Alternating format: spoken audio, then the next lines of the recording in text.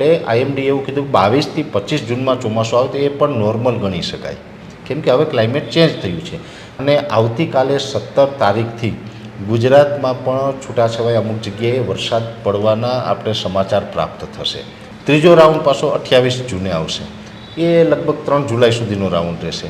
એમાં પણ લગભગ ઓલ ઓવર ગુજરાતમાં સારું પરફોર્મન્સ જોવા મળે. તો અલ્નીનોના સમાચાર સાંભળીને મોટાભાગના ખેડૂતો ચિંતામાં છે. ત્યારે હું એટલું ચોક્કસ કહું કે અલ્નીનો સક્રિય થવાનો છે, હજુ સક્રિય નથી થયું. ત્યારે પવનની ઝડપ 12થી 15 કિલોમીટર પ્રતિ કલાક હોવી જોઈએ, એની જગ્યાએ 25થી 30 કિલોમીટર ઝડપે પવન ચાલે છે અને એના જે ઝટકા આવતા હોય પવનના એ 35-40ના છે. એટલે હવામાન નિષ્ણાત એવા પરેશભાઈ ગોસ્વામી આપણી સાથે જોડાયેલા છે અને વિસ્તારપૂર્વક વાત કરવા માટે સમગ્ર જૂન મહિનાની મારે વાત કરવી છે. પરેશભાઈ, ખૂબ ખૂબ સ્વાગત છે. જી નમસ્કાર. ક્રમબદ્ધ લઈએ આપણે, ક્રમબદ્ધ કે ખરેખર વરસાદ અનેક લોકોને પ્રશ્નો છે. અમુક લોકો ગભરાઈ ગયા છે, માંડવીનું વાવેતર કરવું છે. અલ્નીનો અને લાનીનોની સ્થિતિ કદાચ ખેડૂત અમુક તો સમજે, ન સમજી શકે, એમાં ગભરાયેલા છે. એટલે વાસ્તવિક સ્થિતિ શું, વરસાદ આવે તો કઈ રીતે આવશે? આમ 1-2 ઝાપટા પહેલાં આવશે કે સીધી શરૂઆત થશે, ડાયરેક્ટ 6-7 દિવસની હેલી કરશે? આખી સ્થિતિ કઈ રીતે વરસાદ ને કેટલા દિવસ પછી આવશે? ચોક્કસથી વિજયભાઈ, આમ જોવા જઈએ તો નૈઋત્યનું ચોમાસું જે અત્યારે આમ મહારાષ્ટ્રની અંદર થોડુંક નિષ્ક્રિય થયું છે. જેવી રીતે સૌ પ્રથમ ચોમાસું છે એ કેરળમાં આવતું હોય, કેરળમાં ચોમાસું આવે એ પહેલાં પણ એક વખત તો એને બ્રેક લાગી હતી. એ શ્રીલંકાના ઉત્તર ભાગ ઉપર 2 થી 3 દિવસ ચોમાસું રોકાઈ ગયું હતું. ત્યાંથી પછી કેરળમાં આવ્યું અને કેરળમાં આવ્યા પછી ઝડપથી આગળ વધ્યું એટલે મહારાષ્ટ્રના દક્ષિણ ભાગો કવર કર્યા ત્યાં સુધી એકદમ સ્પીડમાં ચોમાસું આગળ ચાલ્યું, કેમ કે એના હવામાનના જે તમામ બીજા પરિબળો હતા એ અનુકૂળ હતા, એટલે ચોમાસું ઝડપથી આગળ ચાલ્યું. પણ અત્યારે હવે પરિસ્થિતિ એ છે કે પવનની ઝડપ થોડીક વધારે છે. બંગાળની ખાડીના અરબ સાગરમાં અત્યારે કોઈ સિસ્ટમ સક્રિય ન હોવાને કારણે ચોમાસું છે એક જગ્યાએ 8 જૂનથી સ્થિર થયું છે. એટલે આમ કહેવાય કે 1 અઠવાડિયું થઈ ગયું છે, ચોમાસું સ્થિર થયું છે. હવે આગળ ઉપર જોવા જઈએ તો આ જૂન મહિના દરમિયાન, કેમ કે હવે આજે 16 જૂન થઈ છે, સામાન્ય રીતે 15 જૂન છે એ ગુજરાતમાં ચોમાસું પ્રવેશ કરવાની નોર્મલ તારીખ વર્ષોથી આપણે એક નક્કી કરેલી છે. હવામાન વૈજ્ઞાનિકોએ બધાએ નક્કી કરેલું છે. ખાસ કરીને એમાં આઈએમડી એટલે કે ઇન્ડિયન મિટિયોલોજી ડિપાર્ટમેન્ટ છે એમનું એક 15 તારીખ છે એ ફિક્સ હતી કે આ સમયે ગુજરાતમાં ચોમાસું આવે. છેલ્લા 5-7 વર્ષથી એવું પણ એક સ્ટેટમેન્ટ છે આઈએમડીનું કે 22થી 25 જૂનમાં ચોમાસું આવે, કેમ કે ક્લાઇમેટ ચેન્જ થાય તો આ તારીખોમાં ચેન્જ થતા હોય. એટલે આઈએમડી એવું કીધું કે 22થી 25 જૂનમાં ચોમાસું આવે તો એ પણ નોર્મલ ગણી શકાય, કેમ કે હવે ક્લાઇમેટ ચેન્જ થયું છે. જોકે છતાં પણ ચોમાસું છે છેલ્લા 4-5 વર્ષની અંદર આપણે જોવા જઈએ તો 15 તારીખ આસપાસ ગુજરાતમાં પ્રવેશ કરી જ જાય છે એના નિયત સમયે. ઘણી વખત એવું બનતું હોય કે એમાં 36 કે 48 કલાક આગળ પાછળ થતું હોય. અત્યારે જોવા જઈએ તો આજે 16 તારીખ છે એટલે 24 કલાક હજુ ગયા છે ચોમાસાની નોર્મલ તારીખને. એનો મતલબ એવો નથી કે હવે ચોમાસું છે એ બહુ લેટ થઈ જાય. ચોમાસું છે અત્યારે જ્યાં નિષ્ક્રિય થયું છે, અત્યારે કોઈ મોટી સિસ્ટમ ન બને પણ એક અસ્થિરતા છે એ બનવાની સંભાવનાઓ છે. એટલે આવનારા 24 કલાકની અંદર ચોમાસામાં ક્યાંક થોડી ઘણી મૂવમેન્ટ થશે ને ચોમાસું ધીમે ધીમે આગળ ચાલશે. એટલે જેવી રીતે કેરળથી મહારાષ્ટ્ર સુધી ચોમાસું આવ્યું એ ઝડપથી આગળ ચાલ્યું, એવી જ રીતે ઝડપથી આગળ ચાલશે. અને આવતીકાલે 17 તારીખથી ગુજરાતમાં પણ છૂટાછવાયા અમુક જગ્યાએ વરસાદ પડવાના આપણે સમાચાર પ્રાપ્ત થશે. એટલે વરસાદ પડવાની એક શરૂઆત થશે, શુભ શરૂઆત છે એ આવતીકાલે 17 તારીખથી એની શરૂઆત થશે. એટલે અમુક જગ્યાએ વરસાદ પડશે પણ એ સાર્વત્રિક ન હોય અને એકદમ હેવી ન હોય, કેમ કે આમાં પહેલા વરસાદ તો ઘણી વખત મંડાણી વરસાદ કહીએ આપણે, કે છડાના વરસાદ કહીએ, મંડાણી વરસાદ કહીએ, ચડાઈઓ કહીએ. આપણા બધા વિસ્તાર પ્રમાણે ખેડૂતની ભાષામાં અલગ અલગ તળપદા જે શબ્દ હોય છે એ પ્રમાણે. તો આ વરસાદની શરૂઆત છે એ પણ ધીમે ધીમે થઈ જશે. જોકે શરૂઆત છે એમાં સાર્વત્રિક નહીં હોય, છૂટાછવાયા હશે, અમુક વિસ્તારમાં હોય, અમુક વિસ્તારમાં ન હોય. ઘણા સમયથી અમે કહેતા આવ્યા છે કે જે 15 જૂન આસપાસ જે વરસાદ પડશે એમાં સાર્વત્રિક બધી જ જગ્યાએ વાવણી નહીં થાય. સૌરાષ્ટ્રના દરિયાઈ કાંઠાના અમુક વિસ્તાર અને દક્ષિણ ગુજરાતના ઘણા ખરા વિસ્તાર એમાં કદાચ એ લાભ આ મળશે આવતીકાલથી. બીજો રાઉન્ડ આવશે એ 22થી 25 જૂનનો હશે. એમાં થોડું પરફોર્મન્સ સારું રહેશે.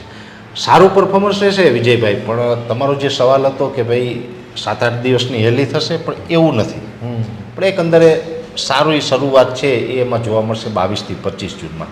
ત્રીજો રાઉન્ડ પાછો 28 જૂને આવશે, એ લગભગ 3 જુલાઈ સુધીનો રાઉન્ડ રહેશે. એમાં પણ લગભગ ઓલ ઓવર ગુજરાતમાં સારું પરફોર્મન્સ જોવા મળે તેવી શક્યતાઓ છે. આ 3 તબક્કા છે જૂનના. 3 તબક્કામાં વરસાદ જોવા મળશે. છતાં પણ વરસાદ જોવા મળશે, પણ જે દર વર્ષે જૂન મહિનામાં વરસાદ પડતો હોય એમના કરતાં એની એવરેજ ઓછી રહેશે. વરસાદ દર વર્ષે જૂનમાં આપણે જે વરસાદ થાય એટલું પ્રમાણ નહીં જોવા મળે, એવરેજ ઓછી રહેશે. પણ ચોક્કસથી એટલું કહી શકાય કે જૂન મહિનામાં છે એ જૂન મહિનો પૂર્ણ થતાં ઓલ ઓવર ગુજરાતમાં ચોમાસું સક્રિય રહેશે અને ચોમાસું ઓલ ઓવર ગુજરાતને કવર પણ કરી લેશે. એટલે એનું નોર્મલ સમય ગણાય, બહુ લેટ ના ગણાય, એ નોર્મલ સમય કહેવાય. બીજી વાત જે તમે અલનીનોની કરી, અલનીનોને લઈને પણ આમ તો મીડિયામાં ઘણી વખત અમુક બિહામણા સમાચાર ખેડૂત સાંભળે એટલે સ્વાભાવિક રીતે ક્યાંક ચિંતામાં આવે, કેમ કે આકાશી રોજી છે ખેડૂતની, નીચે ધરતીનું ઉપર ખુલ્લું આકાશ, એ પરિસ્થિતિમાં ખેડૂત ખેતી કરે ને ખેડૂત છે એ સંપૂર્ણપણે કુદરત આધારિત છે, કેમ કે એમને તો વરસાદ પડે, વાતાવરણ અનુકૂળ હોય ત્યારે જ ખેતીમાં લાભ થાય, બાકી તો નથી થતો. તો અલનીનોના સમાચાર સાંભળીને મોટાભાગના ખેડૂતો ચિંતામાં છે. ત્યારે હું એટલું ચોક્કસ કહું કે અલનીનો સક્રિય થવાનો છે, હજુ સક્રિય નથી થયું. સક્રિય થવાનું છે, પણ આનાથી ડરવાની કે ગભરાવાની જરૂર નથી, એનું આયોજન કરવાની જરૂર છે. આપણે ખેતીનું કઈ કેવા વરસાદ પડવાના, કેવું ચોમાસું રહેવાનું, એ પ્રમાણે આપણે આખું મેનેજમેન્ટ કરીએ તો વાંધો ના આવે. એટલે એ પ્રકારે આયોજન કરવાની જરૂર છે, ગભરાવાની જરૂર નથી. હવે પહેલી વાત તો એ કે અત્યારે કદાચ ચોમાસું જે અટક્યું છે, નિષ્ક્રિય થયું છે, સિસ્ટમ નથી, તો પણ ઘણા લોકોને એમ લાગતું હશે કે અલનીનોની અસર આવી ગઈ. એવું નથી, કેમ કે અલનીનો હજી સક્રિય જ નથી થયો. અલનીનો એટલે શું, તો કે જે પ્રશાંત મહાસાગરનું તાપમાન નોર્મલ કરતાં ઊંચું જાય, હીટ પકડે, અને પ્રશાંત મહાસાગરનું જે દરિયાઈ પાણી છે એ ગરમ થાય, એટલે એ દક્ષિણી એશિયાઈ દેશો ને આ આફ્રિકાના દેશો હોય, આ બધા દેશો ઉપર એની ચોમાસા ઉપર નેગેટિવ અસર પડતી હોય છે. એટલે એ અસર હજુ ચાલુ નથી થઈ. આવનારા દિવસમાં અલનીનો સક્રિય થશે, કદાચ જૂન એન્ડ સુધીમાં થાય અથવા તો જુલાઈમાં થશે.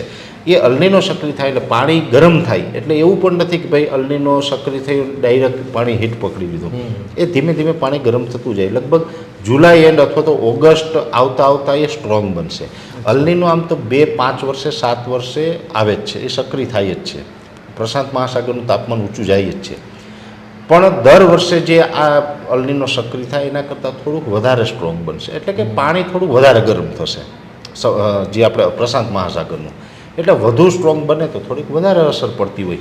એટલે એને કારણે ઉત્તર ભારતના ભાગો, જેમાં યુપી, હરિયાણા, પંજાબ, બિહારના ભાગો હોય, રાજસ્થાનના અમુક ભાગો છે, ઉત્તર ભારતના ભાગો અને પૂર્વ ભારત એટલે કે જે ઓડિશાથી લઈને ઝારખંડને, છત્તીસગઢને વગેરે, એ વિસ્તારોમાં થોડુંક વધારે નબળું રહેશે ચોમાસું.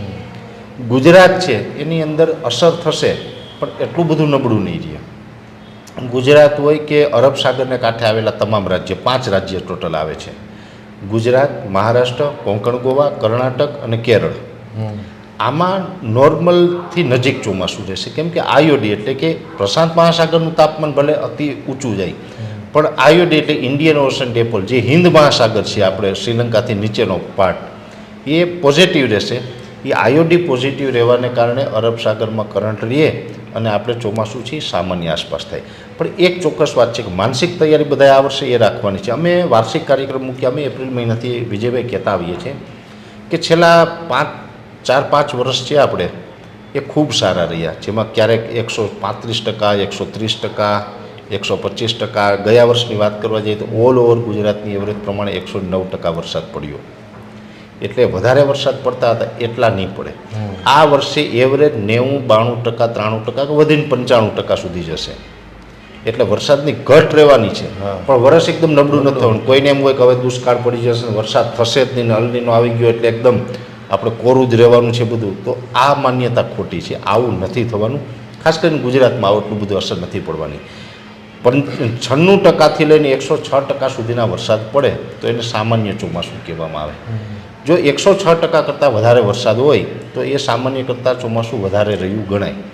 છેલ્લા 4-5 વર્ષથી આપણે સામાન્ય કરતાં ચોમાસું વધારે રહીએ છીએ, ને એને કારણે વધારે વરસાદમાં ખેડૂતને નુકસાની જાય છે. દર વર્ષે છેલ્લે વધારે વરસાદ પડે એટલે પાથરા પલળી જાય ને ઘણું બધું નુકસાન થાય.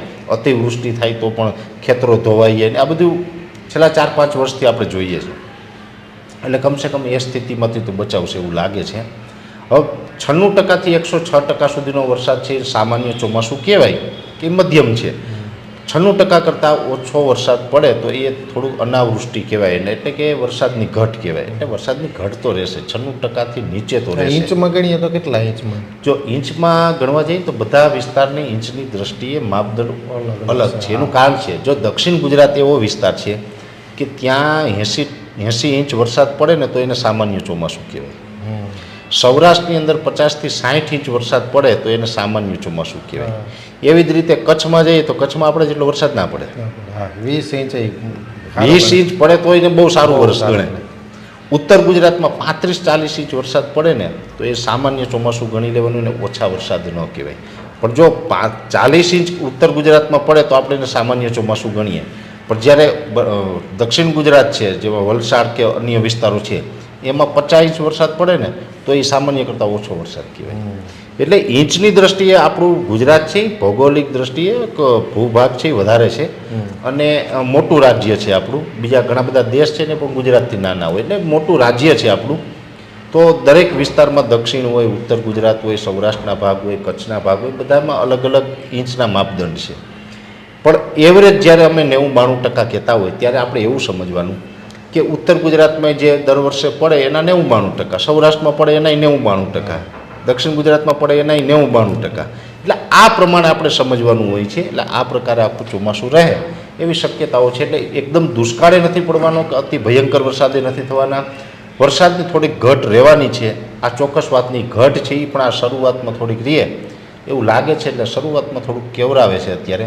બાકી 15 ઓગસ્ટ પછીના સેશનમાં પાણી થશે, ખેડૂતો શિયાળુ પાકનું વાવેતર કરશે આ વર્ષે, અને એકંદરે મધ્યમથી સામાન્ય ચોમાસું થઈ જશે એવું મારું એક અનુમાન છે. બીજું એક જૂન મહિનાનું જે વરસાદી ક્લાઇમેટ આપણે કહીએ એ કેવું રહેશે, ને સમુદ્રના નજીકના વિસ્તારો છે, દરિયાકાંઠાના વિસ્તારો, વાવાઝોડાની કે હળવા પવનની કોઈ અસર?